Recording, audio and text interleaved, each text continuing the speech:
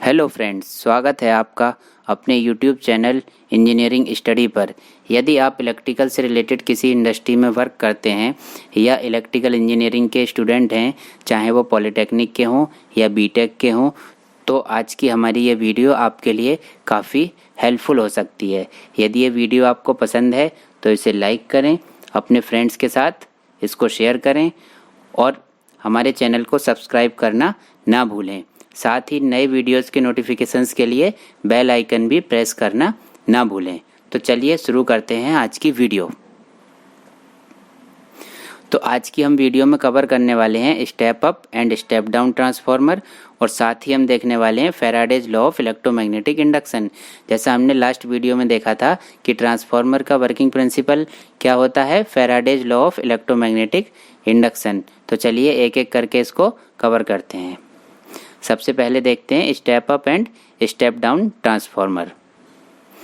वे transformer जो alternating voltage की value या करंट की वैल्यू को अल्टरनेटिंग वोल्टेज या करंट की वैल्यू को बढ़ा देते हैं वो स्टेप अप ट्रांसफार्मर कहलाते हैं।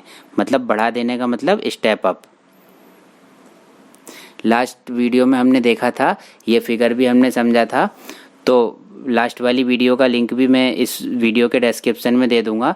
तो इस फिगर से हम आगे समझते हैं। तो प्राइमरी साइड को हम 1 से डिनोट करते हैं और सेकेंडरी साइड को हम 2 से डिनोट कर रहे थे। यदि N2 का मतलब है कि number of turns in secondary और N1 का मतलब है प्राइमरी में नंबर ऑफ टर्न्स। तो यहाँ है कि यदि N2 N1 से बड़ा है तब E2 E1 से बड़ा होगा। मतलब कि यदि सेकेंडरी में नंबर ऑफ टर्न्स प्राइमरी के कंपैरिजन में ज़्यादा हैं तो जो ईएमएफ इंड्यूस्ड होगा सेकेंडरी में वो प्राइमरी के मुकाबले ज़्यादा होगा, इसलिए जो V2 V1 से बड़ा होगा। उस कंडीशन में ट्रांसफार्मर स्टेप अप ट्रांसफार्मर कहलाता है। ओके फ्रेंड्स, अर्थात स्टेप अप ट्रांसफार्मर में सेकेंडरी वाइंडिंग में number of turns primary winding से ज़्यादा होते हैं।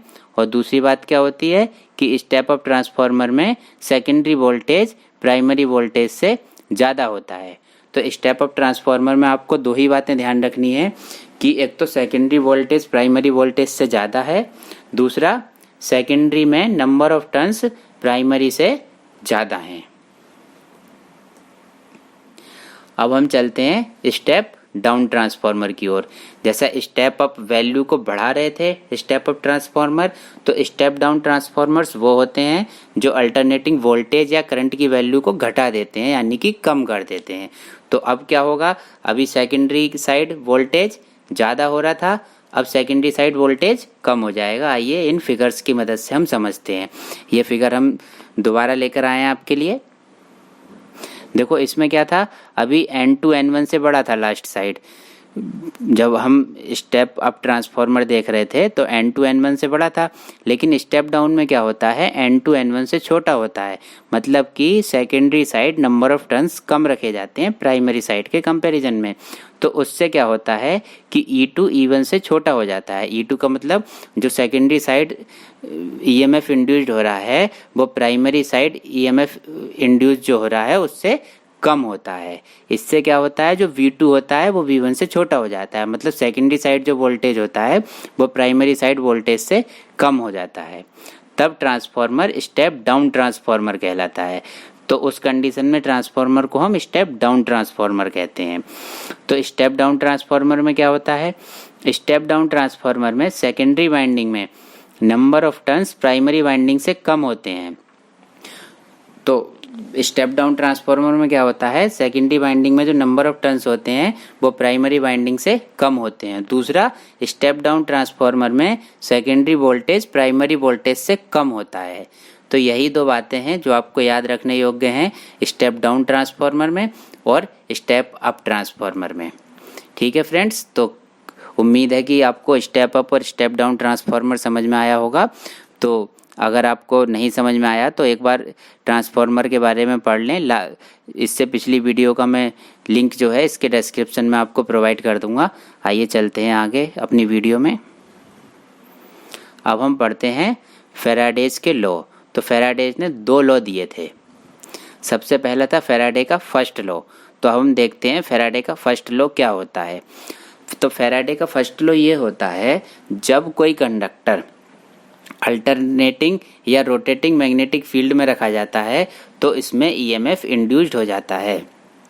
मतलब कोई भी कंडक्टर है वो अल्टरनेटिंग या रोटेटिंग मैग्नेटिक फील्ड में रखा जाएगा तो उसमें एक ईएमएफ इंड्यूस्ड हो जाएगा। या फिर जब कोई रोटेटिंग कंडक्टर किसी मैग्नेटिक फील्ड में रखा जाता है तो उसमें ईएमएफ इंड्यूस्ड हो जाता है। ठीक है फ्रेंड्स, तो ये होता है फैराडेज का फर्स्ट लॉ।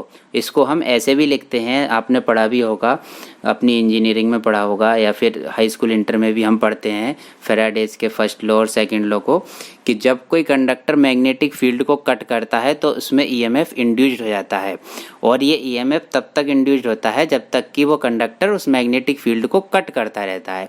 यानी कि कट किस कंडीशन में करेगा, या तो कंडक्टर मूव कर रहा हो, भाई रोटेटिंग कंडक्टर किसी मैग्नेटिक फील्ड को में रखा होगा तब वो मैग्नेटिक फील्ड को कट करेगा, मैग्नेटिक फ्लक्स को कट करेगा, या जब कोई कंडक्टर अल्टरनेटिंग या रोटेटिंग मैग्नेटिक फील्ड में रखा हो तो मैग्नेटिक फील्ड को कट करेगा, मैग्नेटिक फ्लक्स को कट करेगा। ओके फ्रेंड्स, तो उसमें एक ईएमएफ इंड्यूस हो जाएगा। तो ये होता है फैराडे का फर्स्ट लॉ।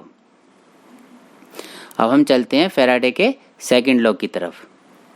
फैराडे का जो सेकंड लॉ उन्होंने दिया ये फर्स्ट लॉ पर ही बेस्ड था। उसके आगे उन्होंने बताया सेकंड लॉ में कि ये जो ईएमएफ इंड्यूस्ड होता है ये ईएमएफ कंडक्टर में rate of change of flux के डायरेक्टली प्रोपोर्शनल होता है।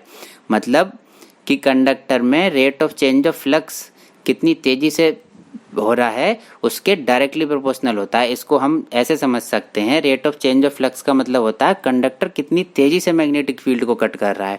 मतलब कि जैसे अभी हमने पढ़ा था कि जब कोई कंडक्टर किसी मैग्नेटिक फील्ड में रखा होता है, रोटेटिंग या अल्टरनेटिंग मैग्नेटिक फील्ड में रखा होता है, तो मतलब मैग्नेटिक फील्ड को कट करेगा, तो जितनी तेजी से कट करेगा तो उतना ही ज़्यादा ईएमएफ इंड्यूस्ड होगा। समझ रहे हैं फ्रेंड्स? तो ये होता है उसका सेकंड लॉ।